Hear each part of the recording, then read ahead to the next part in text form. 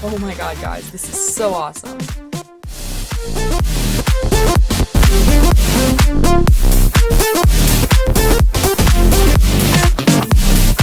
Hey, what's up guys? Welcome back to my channel and a brand new Animal Jam YouTube video. Before we get into today's video, please be sure to leave a like and subscribe. That way you never miss out on future content for my channel. You help me grow my channel, and that way you'll never miss out on future giveaways for my channel. So now let's get right into this brand new Animal Jam YouTube video. So today I wanted to talk about how to get rare in Animal Jam. I would consider myself a pretty rare person. I have a good amount of spikes and other items that are pretty good, like Den Betas, but I didn't start off the game with good items, obviously. We all start off the game as non-members. I mean, some of us actually do start off as members, but a lot of us have started off, even if we are members, with no good items at all. And you all probably know about the gist of trading and everything, and know how to, get items that are good and how to trade and trade fair. But I want to talk about having a game plan to get the items that you want. So basically, I'm going to be talking about how, yes, Animal Jam, I'm still here. Basically, I'm going to be talking about how to get more rare. So let's start by saying, like I said before, I didn't start off the game super rare. I started off the game, I think, one of my friends, because my friends got me into this game actually, one of my friends gave me this spike collar that I'm wearing now. And that was because she was like, oh, this is a pretty good item, but I don't really want it anymore, so I'm going to give it to you, because she had like multiple or whatever, I don't know. Anyway, that's the only item I started off the game with, which is pretty good, considering most people start off with a couple rare item Mondays at best. But I didn't end up trading it away because I didn't really want to, because I really liked the item, so it didn't really help me anyway. But I want to talk about how you can use different items to your advantage in Animal Jam.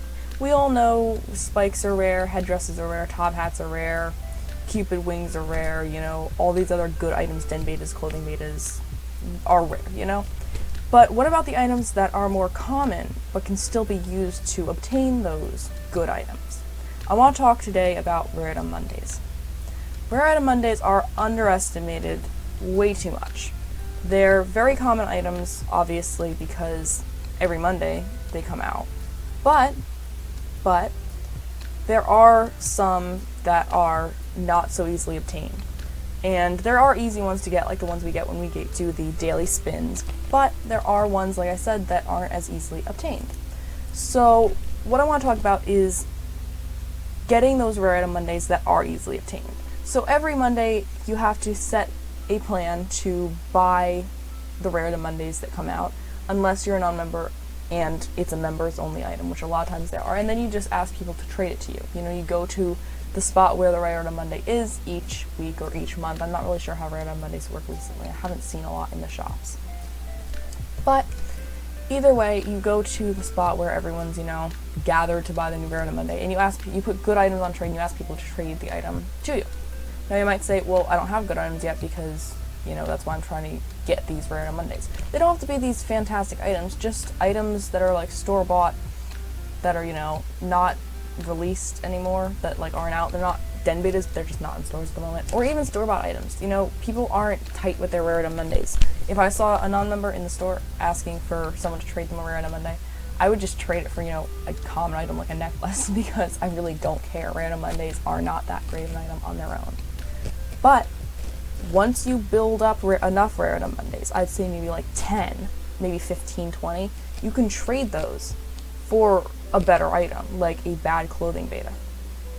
Now, that is easily done. That's how I started off. I started off with a bunch of Rare Item Mondays, like a ton. I had my whole inventory full of Rare Item Mondays. And I traded those for bad clothing betas, bad Den Betas, bad items, things that weren't clothing betas necessarily, but were, good items because they weren't out in stores and they hadn't been out in stores for a while. And I just kept trading and trading and trading and trading. And sometimes people were nice and they'd like under-trade me so that I'd get the item, even though my trade was a little bit under, or they'd just like give me an item to be nice. But that didn't happen most of the time. Most of the time I was forced to trade a ton of Rare Item Mondays. I was like sitting on Animal Jam with for 5 minutes, clicking on 20 Rare Item Mondays to trade to someone. But it worked most of the time, and that's what got me to where I am today, starting off with Rare Item Mondays. So that would be the first step for you guys if you want to get rare. Rare item Mondays. Then once you get rare item Mondays, I'd say go to clothing betas, den betas, you know, top hats, cupid wings, bad spikes like diamond shop spikes like this pink and blue one, or like the colorful ones they sell. Let me show you guys an example. Like these, like the 10th birthday spike, you know, striped spike collars, spiked wristbands, all like the bad spikes, like the neon spike collars that are, you know, being released right now. And then you'll eventually be able to trade those up for solids and, you know, actual spikes, like the pinks and the actual colors with the white spikes.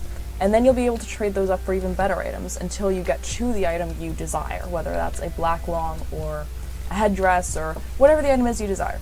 Because you have to start off small to grow. And sometimes you even have to trade down in order to trade up. Now that might be a little confusing to understand, but if I have a bad long spike collar, let's say, just to make this easy, and I want to get a better long spike collar, I'm going to trade that bad long spike collar maybe for a, like, multiple worse long spike collars, because then, or multiple bad short spiked collars. Then now that I have these multiple items, I can add some more bad items like den betas or clothing betas to those items, but because there's multiples, I can trade for a better long spike collar. So sometimes you have to trade down before you can trade up, but you will get to where you're going. You just have to keep trying, because Animal Jam is a game. It's just a game, you know? And with games, you have to have game plans, correct? So just think of this as your game plan, you know? I didn't get all these items by having, you know, all these people just give them to me.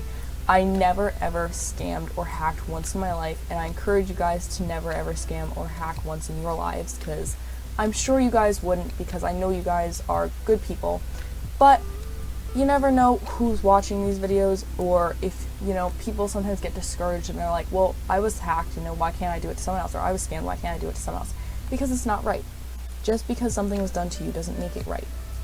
So you just have to remember to keep working hard for what you want, and to keep trading up and keep working for it, because currently I'm in the process of trying to get a headdress, and I've been in this process for like a year, but I'm getting more rare and more rare as the days go on, and eventually I will get there. You know, it just takes time. It just takes time, and it just takes effort and practice. I also invested in learning about all of the, you know, rares and their worth and all the item worth in Animal Jam, so I knew I was getting a fair trade, and I knew I was getting like a fair deal from people. So whenever someone would trade me, I could type into Google, let's say top hat worth or whatever, and I'd look at, I believe it's Animal Jam Wikipedia, which I will leave a link down below too if you guys want to check that out. That's where I get most of my rare information, because they are accurate for the most part, and they update very frequently.